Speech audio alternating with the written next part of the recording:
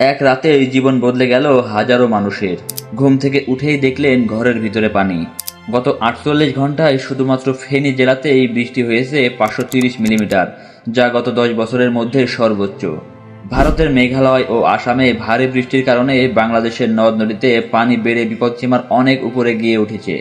বিশেষ করে মুহুরীর, তিস্তা, ব্রহ্মপুত্র ও কুশিয়ারা নদীর পানি বিপদসীমার অনেক উপর দিয়ে প্রবাহিত হচ্ছে। ফেনীর ৩০টিরও বেশি গ্রাম পানির নিচে তলিয়ে গিয়েছে এবং শত শত ঘরবাড়ি পানিতে বিলীন হয়ে গিয়েছে। কক্সবাজারের পাহাড়ি ঢল ও বৃষ্টিতে শহরের কিছু অংশ প্লাবিত হয়েছে। এদিকে কুড়িগ্রাম, গাইবান্ধার বাঁধ ভেঙে পানি লোকালয়ে ঢুকতে শুরু করেছে। সিরাজগঞ্জ, ময়মনসিংহ, নেত্রকোনায় বাড়ছে পানি, প্রস্তুত হচ্ছে ইভাকুয়েশন প্ল্যান।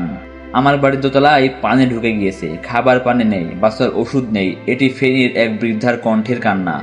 এমন হাজারো গল্প যেখানে স্কুল ঘর এখন আশ্রয় কেন্দ্র, আর রান্নাঘর হয়ে গিয়েছে নৌকা রাখার স্থান।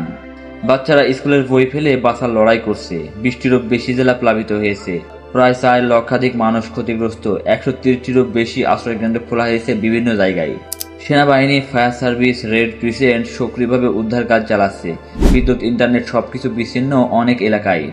এটা শুধু বর্ষার সমস্যা নয়, বাঁধ দুর্বল, ড্রেনেজ ব্যবস্থা ভেঙে পড়েছে, নদী দখল, জলবায়ু পরিবর্তন সব মিলিয়ে বন্যা এখন আর প্রাকৃতিক রইল না।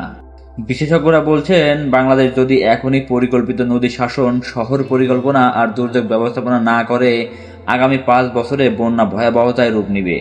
আপনার এলাকাতেও কি বন্যার সমস্যা রয়েছে? সরকারের প্রস্তুতি কি যথেষ্ট মনে করছেন? নিচে কমেন্টে জানিয়ে দিন আর ভিডিওটি শেয়ার করুন যাতে বাকিরাও সতর্ক হতে পারে।